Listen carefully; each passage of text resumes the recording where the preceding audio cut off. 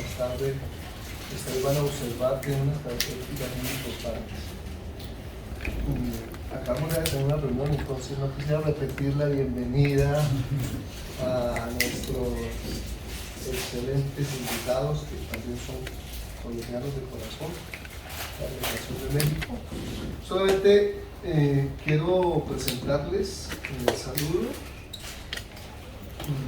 la mejor manifestación de encuentros y de reencuentros en esta nueva etapa que estamos, digamos, no iniciando, sino continuando, la etapa del cambio, la etapa de la reconciliación, la etapa de unos procesos que ya ustedes saben, hace mucho tiempo vienen en cabeza de algunos liderazgos y de muchos ausentes. En esta reunión hay muchos muertos presentes del ejército colombiano y de Venezuela. A ellos les debemos estas búsquedas y esta decisión de cambio. Queremos ofrecerles a nuestros amigos ella es boyacense, pero se nos murió de México, entonces ya ¿Fue mexicano? queremos ofrecerles nuestro reconocimiento y admiración y al mismo tiempo extender la invitación de hoy hasta el 7 de agosto. Queremos que ustedes se sientan en su tierra, en su patria, en América, y que ojalá esta invitación sea ampliada con todo el fervor, el cariño y el reconocimiento al presidente Andrés Manuel, porque queremos también que se lleven ustedes nuestro saludo, nuestra admiración y reconocimiento en un detalle político que en un momento clave tuvo con nosotros, con Gustavo. Cuando él, desde su dimensión de líder latinoamericano, dio el paso y apoyó a quien en ese momento que estaba siendo atacado, calumniado, pero también apoyado por muchos sectores. Por favor, sean ustedes los mejores mensajeros de este homenaje a él. ¿Qué le hacemos fuerzas políticas? Que ayer estábamos en confrontación nosotros los del 19 con los personas que ya lo representaron y que ellos se enfrentaron. Con este advenimiento del saludo y de nuestro reconocimiento, también contarles a ustedes que llevamos su cultura mexicana por las venas. Yo creo que excepto las señoras que están allí, y Esteban, y Margarita, todos somos de una generación que crecimos y fuimos bañados con la música mexicana. La presencia cultural del cine y de la canción mexicana es tan fuerte en Colombia que se conoce más la música mexicana que la música colombiana. Y yo estoy convencido, y los generales ahora me ayudarán a entender porque ellos conocen el país, que en todos los pueblos de Colombia se escucha la música regional suya y música mexicana. O sea, hay pueblos de Colombia donde no se escucha la música colombiana de otra región, pero la mexicana sí. Con esto quiero ofrecerles el agradecimiento, queremos ofrecerles el agradecimiento de su visita, de su presencia, y comentarles que en esta reunión hay un motivo muy grande de cambio que en Colombia se está dando, se ha dado y necesitamos profundizarlo, que es el tema de la paz y la reconciliación. Nos acompañan hoy una delegación de México, del partido más importante, Partido Morena. Nos acompañan diputados y senadores, pero sobre todo nos acompaña la presencia de esa sociedad, de esa comunidad que con nosotros México tuvo momentos muy importantes en nuestra vida. Y compañeros mexicanos y compañeras, aquí están oficiales, suboficiales y soldados del ejército colombiano que no pueden hacer política electoral mientras estén activos. En Colombia, oficiales, generales, coroneles, soldados, policías, de todas las armas que aquí tenemos, se retiran y tienen organizaciones propias suyas. Para suerte nuestra y de la campaña de Gustavo y de Francia, un grupo de militares en retiro toma la decisión, ya ellos lo comentarán mejor, yo hago la valoración del cambio, la valoración de la decisión, se organizan y en contra de la cultura colombiana de que las fuerzas militares son de derecha y la cultura del enemigo y la cultura que nos ha llevado a esa confrontación, ellos ejemplarmente para el futuro y desde el pasado suyo, en este momento histórico toman la decisión de apoyar la propuesta de cambio en cabeza de Francia y de Gustavo. Entonces, sin más palabras que eso y agradeciendo la confianza a ustedes, generales, oficiales, y a ustedes por este momento, el cual queremos que sea mucho más grande en el futuro de reconciliación y de paz, que es el mandato principal de nuestro plan de gobierno. Entonces, ahora sí. No, buenos días, Buenos días. Pues ahora sí que muy congraciado estar con ustedes. Lo que dice aquí nuestro amigo es cierto, lo comentamos hace rato. Hemos tenido la posibilidad de viajar por varios países de Latinoamérica. En todos siempre hay similitud con México, pero creo que el país más hermanado es Colombia. Yo vine en el 2007, en ese tiempo yo era secretario municipal de un municipio de Hidalgo, soy hidalguense, y venimos a ver el tema de la movilidad en Medellín. Por cierto, tomamos muchos temas de movilidad en México, y me llamó mucho la atención justamente, cómo llevan ustedes tanto de nosotros en cuanto a la música. Pero nosotros también nosotros hemos acogido a grandes colombianos en México, ¿no? Citaba yo hace rato 100 años de soledad, ¿no? Esa lucha siempre entre conservadores y liberales, ¿no? José Arcadio, ¿no? Luchando siempre contra los conservadores. Y la verdad es que tenemos mucho en común. Y hoy, bueno, nosotros ya no utilizamos la palabra cambio, la llamamos transformación. Una transformación la que estamos llevando en México, porque después de muchos años de gobierno de un solo partido, por cierto, quiero decirles que yo soy licenciado en Ciencias Políticas y me tocó atender unas delegaciones europeas en su momento porque estudiaban justamente el tema de México como un tema del sistema político sui generis. México en el tema político nace prácticamente en el 29 con el partido en el PRI, que se llamó PNR, que fue resultado de la revolución. Los revolucionarios querían llegar al poder y se mataban. Y entonces uno de esos revolucionarios dijo, mejor antes de que maten algún un instrumento político, ya hace el PNR, que fue el antecedente. Bueno, no les voy a hacer una clase política, sin embargo, durante muchos años gobernó este partido y gobernó de una manera muy sui generis. Finalmente, efectivamente, hicieron instituciones, pero también siempre hubo un tema de corrupción, ¿no? de sometimiento de líneas.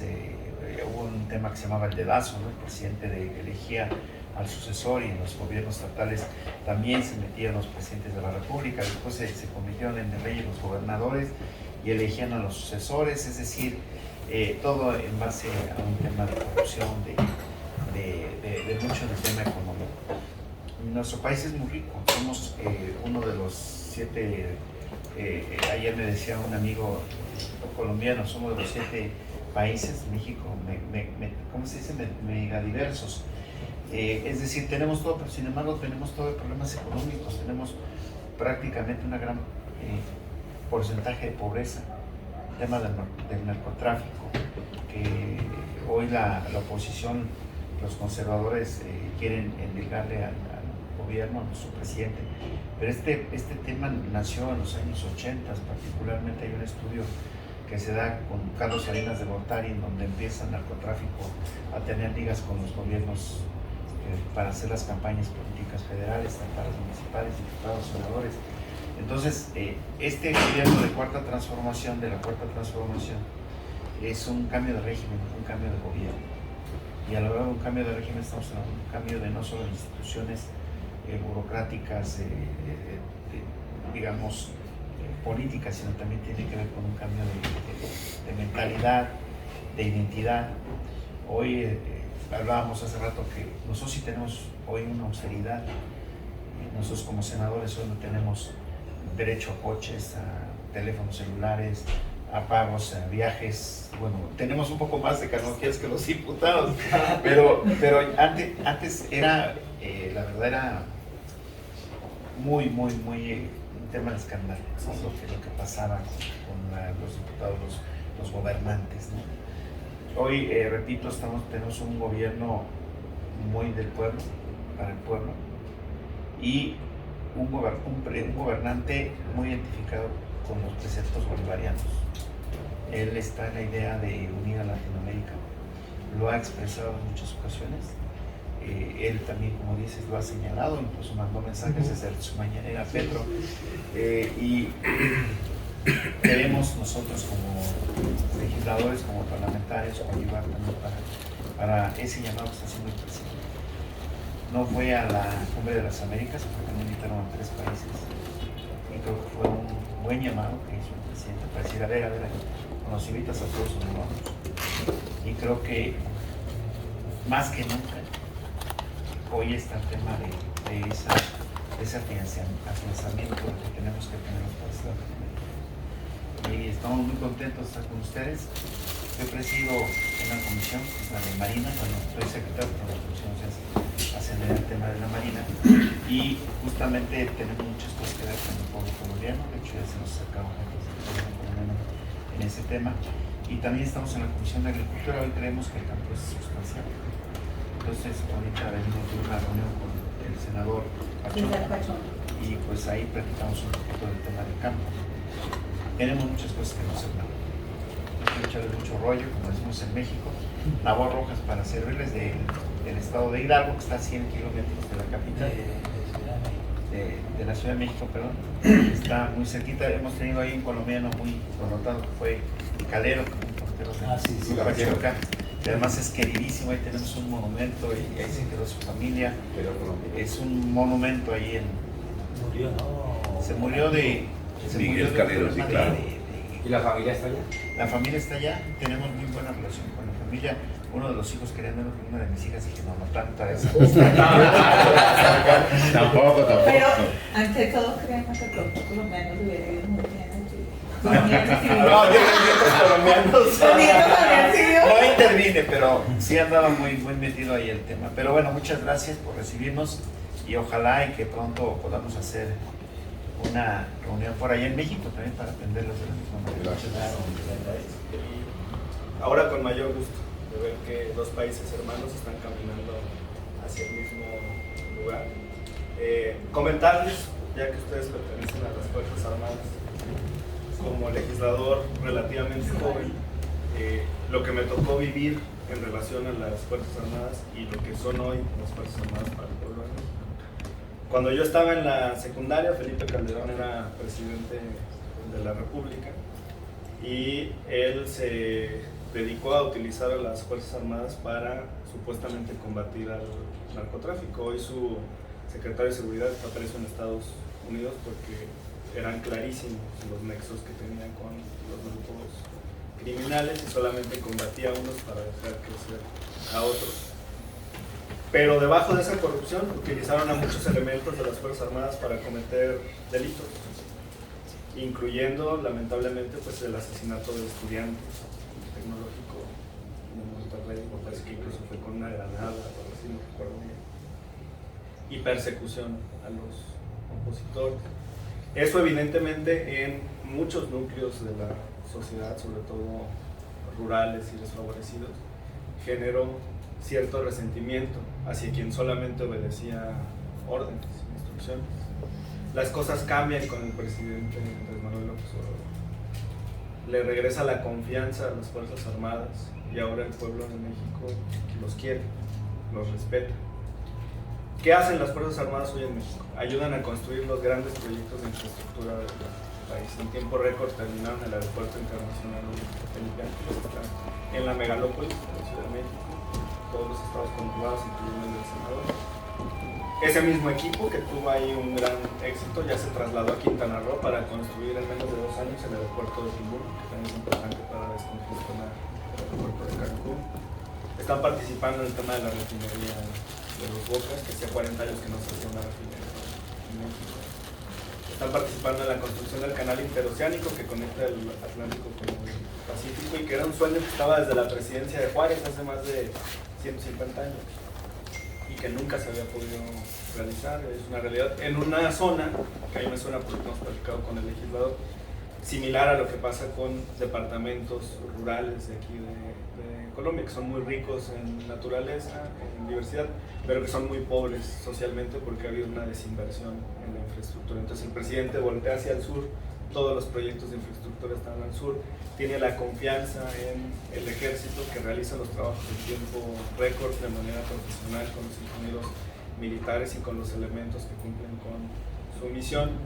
Y una parte importante también de las Fuerzas Armadas migró hacia una nueva institución de seguridad, se llama Guardia Nacional, que hoy ya tiene cerca de 120.000 elementos y cerca de 300 cuarteles en todo el país, y que gracias a ello se ha logrado contener la violencia en el país, el número de homicidios y demás, funcionando así como una institución de seguridad, pero con ese espíritu de cuerpo que tienen las Fuerzas Armadas, pero con una instrucción diferente. Y si ven que el comandante supremo de las Fuerzas Armadas está dando un enfoque social, yo creo que eso permea en toda la institución. Entonces, la verdad es que ahora yo veo a la sociedad y particularmente a mi generación muy orgullosos de las Fuerzas Armadas y del trabajo que está haciendo de la mano con el presidente de la República y el gran respaldo que le han dado frente a los ataques de los sectores conservadores, incluyendo los jueces, los medios de comunicación y los empresarios. Y el general, el titular de la Secretaría de la Defensa, ha sido muy valiente en salir a respaldar al presidente de la República, incluso en pronunciarse sobre la pertinencia de profundizar la transformación. Esa es mi lectura de lo que les quería compartir y muchas gracias por esto, y los esperamos pronto en México. Yo soy de Jalisco, no sé si alguno de ustedes conoce Guadalajara o Puerto Vallarta, pero por allá los esperamos. Pero por los chavos seguramente se acuerdan por el tequila. Tequila, no, allá se llama particular y nosotros los asesores le decimos el cargabolsas. Aprendí todo el tema y ahorita ya con el senador pues me dio la oportunidad de ser su asesora legislativa haciendo todo el tema de lo que llamamos acá proyectos, allá las llamamos iniciativas con proyecto de ley o proyecto de decreto.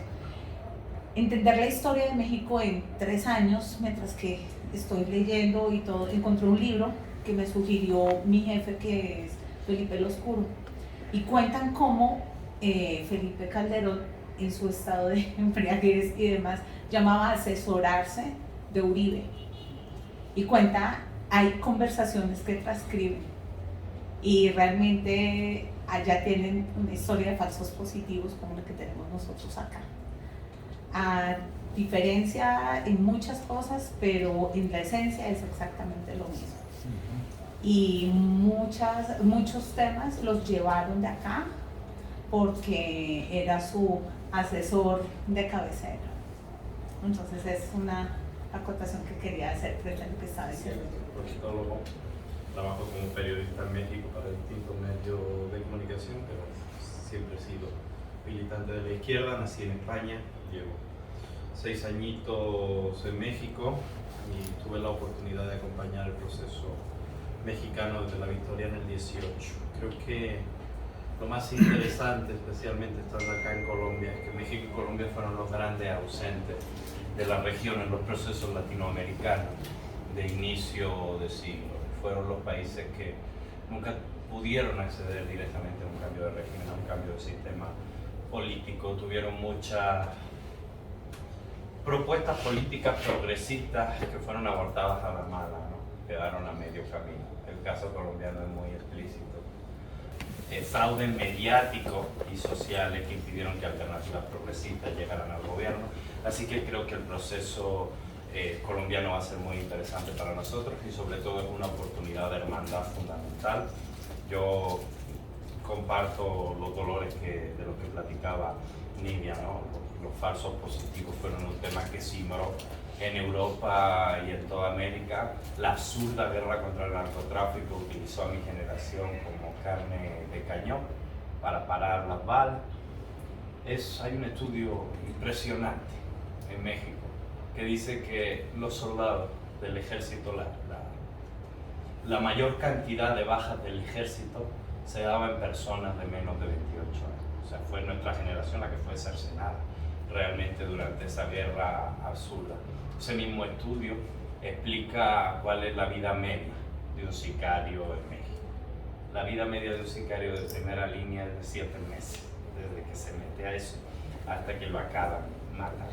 En nuestra generación son sicarios de 16, 17, 18, 20, 22.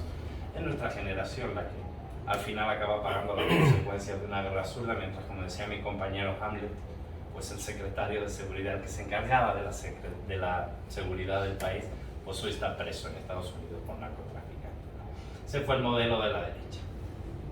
Generar violencia en el territorio nacional para generar un contrabando brutal hacia los Estados Unidos. Contra esa guerra, contra esa violencia y contra esa política enfermiza es que estamos luchando hoy en México. Hay avances. Tenemos una reducción del 10% en los homicidios respecto a cómo nos entregaron el país. Todavía el avance es muy lento, es uno de los grandes pendientes que tenemos enfrente, pero definitivamente de la experiencia colombiana vamos a retroalimentarnos y aprender mucho en común, porque sí necesitamos pacificar la región y generar una vida que merezca ser vivida a nuestra generación, que estuvo condenada a una violencia que no generó, que no produjo y que definitivamente pone los muertos. Así que me da mucho gusto estar con ustedes, les mando un abrazo. Yo vengo de un país que tuvo 40 años, una dictadura militar. Cuando llegué a México los militares me aterraban y hoy con mucho gusto los saludo desde el corazón cuando me los encuentro, porque están haciendo una tarea titánica. Conocido en México, nuestro presidente todos los días hace su mañanera. Se levanta a las 5 o 5 y media de la mañana, hace su gabinete de seguridad todos los días y da una conferencia de prensa para dar los detalles, los pormenores del país. Y es a las 7 de la mañana todos los días. Y este señor es muy importante ahí con las redes sociales, porque bueno, nosotros con la derecha, pues con los medios de derecha no tenemos acceso a lo que les está pasando a ustedes. Entonces las redes sociales son muy importantes y nos acompañan hoy. La Alicia, ¿cómo te dice? Soy servidor, soy Carlos Pozos, soy en youtuber, periodista independiente, me llaman Lord Molecula. Lord Molecula. L-O-R-D, Lord Molecula. Sí, y bueno, pues yo llegué a la conferencia de prensa representando a una revista del sector energético, que también el sector energético es uno de los ejes centrales de esta administración, porque pues, el presidente busca la independencia energética, que eso también nos lleva a la independencia alimentaria. Entonces el sector energético, Petróleos Mexicanos, es uno de los motores primordiales y es uno de los engranes estratégicos del presidente. Yo llegué con esa especialidad en el sector energético y llego también haciendo una maestría en periodismo político por la Escuela Carlos Septién García y como son otros tiempos de periodismo y como también yo me crecí en las escuelas públicas, tuve una orientación hacia la izquierda en México, y es por eso que creo que hubo esa química con la administración del presidente Andrés Manuel López Obrador y también con el movimiento Morena. Pues me presento, su servidor Carlos Pozos, y ahí me pueden ver en las mañaneras. Por medio de él hicimos el contacto, los pronunciamientos que ha tenido AMLO frente al tema de Gustavo Petro han sido por las preguntas de él. Por culpa de él. Por culpa de él. Y pues nos ha ido bien porque tenemos comunicación constante, entonces yo le paso así como la pregunta y ya, la finiquita y allá llega. También está con nosotros la representante de Morelos, es hermana de la diputada Guerra, que tiene un papel muy relevante en los temas de seguridad, es presidenta de la Comisión de Defensa. Seguridad Nacional. Seguridad Nacional. De la Cámara De Diputados, sí. Pues mucho gusto. Mi nombre es María José Disculpe Guerra. alguna interrupción. El sistema del Senado es igual que aquí bicameral. Sí, Hay señor. un Senado y una Cámara. Sí, señor. Ok, ¿y tú perteneces a la Cámara? No, yo no. Yo vengo en representación. Lamentablemente mi hermana le diagnosticaron COVID y se hizo la prueba. Yo también me hice la prueba y salí negativo y mi hermana salió positivo.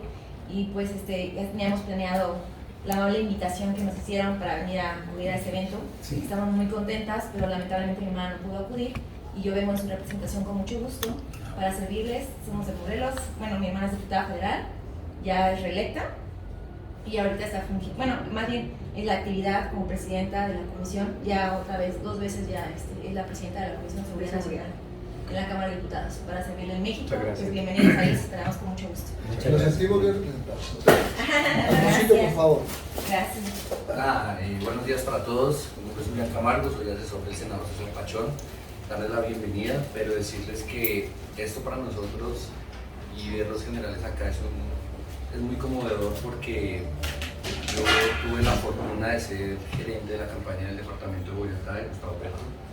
Y cuando entran los generales retirados y las fuerzas militares, un sector de ellos, como a respaldar fue ese oxígeno que necesitábamos en el momento preciso, nos dio mucha energía porque empezamos a ver que ya no estábamos solos, que realmente la transformación era real, que habían sectores de la sociedad que a veces nosotros desde la misma alternatividad estigmatizamos un poco, pero al ver que los militares estaban cambiando su forma de pensar, que los empezamos a sentir más cerca a nosotros, porque las manifestaciones y las protestas, yo vengo del movimiento de paro campesino, y siempre hay una fricción con las fuerzas militares, y verlas que podemos sentarnos a hablar, que aunque a veces estamos desde puntos diferentes, podemos llegar a acuerdos, y que además ellos sienten y les duele tanto el país como nosotros.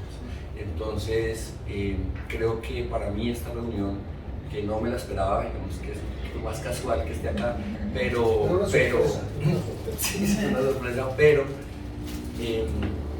es muy emotiva. Créanme que nosotros hemos visto cómo nuestros primos, que también son militares, nuestros familiares, y también amigos o bueno, vecinos que están del otro sector, cómo es que nos hemos matado entre nosotros mismos por personas que no nos odiamos, que no nos conocemos, por guerras que se inventan gente que sí se conoce y que sí se odia además. Entonces, agradecerles, decirles que para nosotros fue fundamental que se acercaran a la campaña de Gustavo Petro. Sé que no tuvo que hacerse una decisión fácil, entendemos también que hay unos sectores que todavía son difíciles de acercar, pero sabemos que el puente que ustedes están haciendo acá va a ser determinante para la construcción y la transformación real de nuestra patria. Entonces agradecerles y pues darles la bienvenida a ustedes. De verdad esperamos que de aquí salgan lazos de hermandad y que podamos no solamente hablar de transformación allá en lo teórico, en lo filosófico, sino que realmente empecemos a unir a Latinoamérica, ya que tenemos de México a la Argentina un idioma que nos une, una espiritualidad, incluso una cosmovisión de ver el mundo muy parecida, y tenemos el agua del mundo. Yo pienso que es momento, pues si me estoy adelantando mucho, pero hablar de una moneda común que sería una zona de Latinoamérica. Seríamos un bloque económico con el que podríamos realmente tomar decisiones a nivel de globalización. Entonces, nada, agradecerles y bienvenidos a este país. Gracias. Gracias. Es el director del grupo de veteranos por Colombia, que es la organización de militares en retiro, que desde su identidad, su propósito y su decisión echaron para adelante esta organización, que para nosotros, como en el principio, es el camino de la reconciliación y de la paz, y son compromisarios del primer año. Bueno, no, muchas gracias, Fabio. Muchas gracias a ustedes por estar acá en este espacio. Prometemos la próxima vez tenerlos en un espacio más adecuado, pero no importa. Esta reunión a mí me recuerda algo que viví hace 5 años. Hace 5 años yo estaba en actividad militar. Colombia tiene una cercanía en temas de seguridad, en temas militares, pues apoyos, convenios militares con México. Y ese día yo recibí al jefe de inteligencia de la Marina.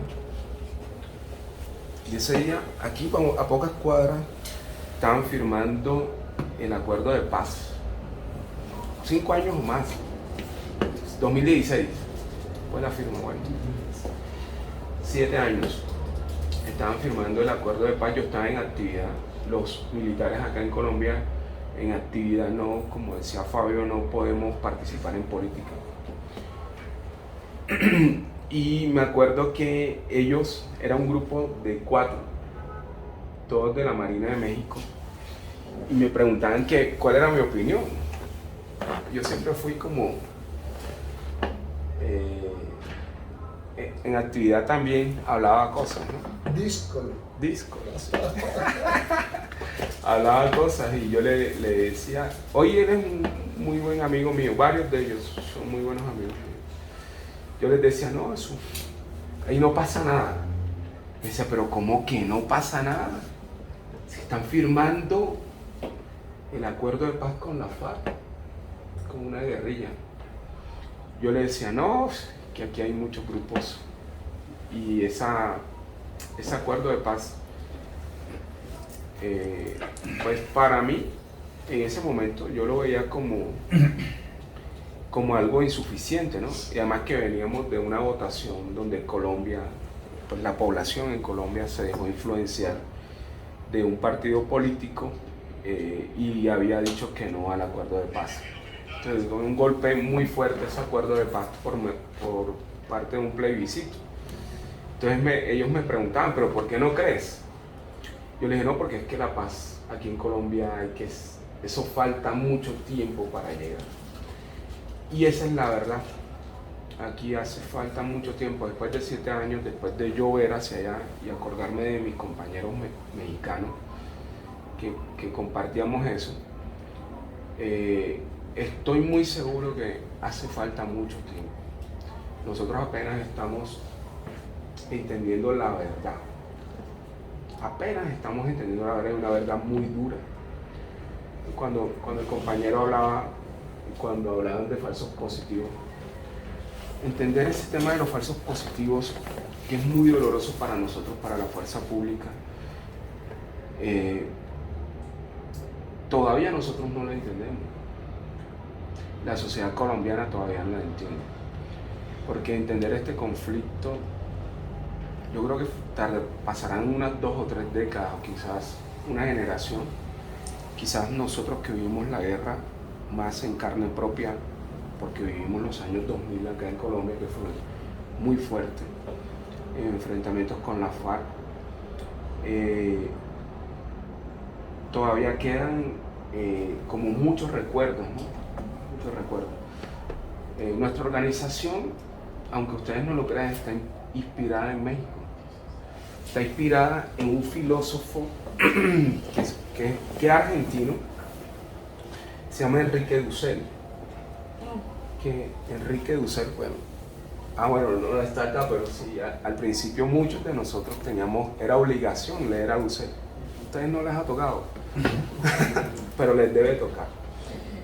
Leer a Dussel fue inspirador para nosotros porque era ver la política desde la ética y nosotros ver cómo él influenció para la creación de Morena. Nosotros antes de ser organización de militares queríamos era hacer un movimiento de reconciliación nacional. Ustedes son de regeneración, pero no se pudo, no lo pudimos lograr. Y nos convertimos en una estructura, Veteranos por Colombia es una estructura política, desde una visión de los militares en Colombia, desde una transformación desde los militares en Colombia, que buscamos en la reconciliación. Lógicamente estamos a un paso lejano de encontrarlo, porque apenas estamos encontrando la verdad, apenas nos estamos diciendo la verdad, y entender esa verdad tan dura de lo que sucedió acá en Colombia, pues va a pasar un tiempo. Veteranos por Colombia hemos crecido muchísimo. Nosotros asesoramos al presidente en su proyecto de seguridad y defensa. Presidente Petro. Presidente electo. El presidente Petro. en el proyecto de seguridad y defensa. Entonces, como decía el amigo que él nos vio, pero no, nosotros venimos trabajando hace mucho tiempo con él. México, en el tema de seguridad y defensa, le preocupa al presidente, porque lo hemos hablado en algún momento, porque aquí hay mucha presencia de carteles mexicanos, especialmente en el Pacífico. Y él lo ha dicho en varias ocasiones que tiene mucho miedo que nuestro conflicto, que todavía no se ha solucionado, pues no como conflicto, sino como situación de inseguridad, se balcanice y se generen unos grupos armados que ya existen en Colombia dirigidos por mexicanos que están ligados al narcotráfico y puedan generar ejércitos privados. Eso puede ocurrir acá en Colombia. Para nosotros es de mucho interés México, pues porque si bien nos une la música, nos une muchos temas de la cultura, nos une el flagelo del narcotráfico, y es un tema que es momento de generar una nueva estrategia de seguridad para enfrentar el narcotráfico. Yo no pienso, bueno, ya yo lo digo y además de manera personal, que debemos dejar por fuera a los Estados Unidos, porque ellos en Colombia han sido unos socios estratégicos en la lucha contra el narcotráfico. Pero en Colombia y para México, realmente, el socio estratégico para la lucha del narcotráfico debe ser Colombia. Para México y para Colombia debe ser México. Porque nosotros somos los que sufrimos este flagelo realmente. Y esto penetró nuestra sociedad, penetró la política, tal cual. Por eso es que somos tan parecidos. Porque el narcotráfico penetró toda nuestra estructura social. Y allí, si esta reunión puede servir de algo positivo, yo siempre he pensado que los momentos hay que aprovecharlos. Y si esto puede ser un punto de inicio para generar una nueva política de seguridad realmente basada en nuestras experiencias como países. Yo tengo una experiencia en actividad y creo que los generales acá también tienen una experiencia con México, pero debemos de ir más allá, debemos de irnos más allá de esos acuerdos escritos y comenzar a desarrollar realmente una política de defensa, bueno, política de defensa no, pero una política de seguridad, enfoque de narcotráfico conjunto. Si esto sirve para algo, sería muy importante. Pues no les quiero quitar más tiempo porque estoy aquí con mis compañeros generales que tienen una experiencia y son unos expertos. General Pinto fue de Fuerza Aérea, una experticia muy amplia. General Parra fue de Ejército también con una experiencia muy importante. Nuestra compañera Yuli es nuestra jefe de género, porque acá en Colombia también nosotros todavía estamos atrasados en cosas, como en México también están atrasados en temas. Entonces apenas estamos iniciando un proceso importante de afuera, porque de adentro no se puede hacer. Y Coronel Matallana, que tiene una historia muy bonita política desde su padre, una historia familiar muy importante, ligada al M-19, es estratega y es profesor de todos los generales en Colombia. Y nuestro compañero que está por allá es un sargento mayor retirado, abogado, que también trabaja con nosotros. Nuestro compañero también es abogado, trabaja en un tema muy importante, en el tema de secretaría, en temas de seguridad. Y bueno, pues yo les cedo la palabra a ellos, pero quiero que sepan que nuestra organización está presta a trabajar en pos de lo que se viene. Entonces,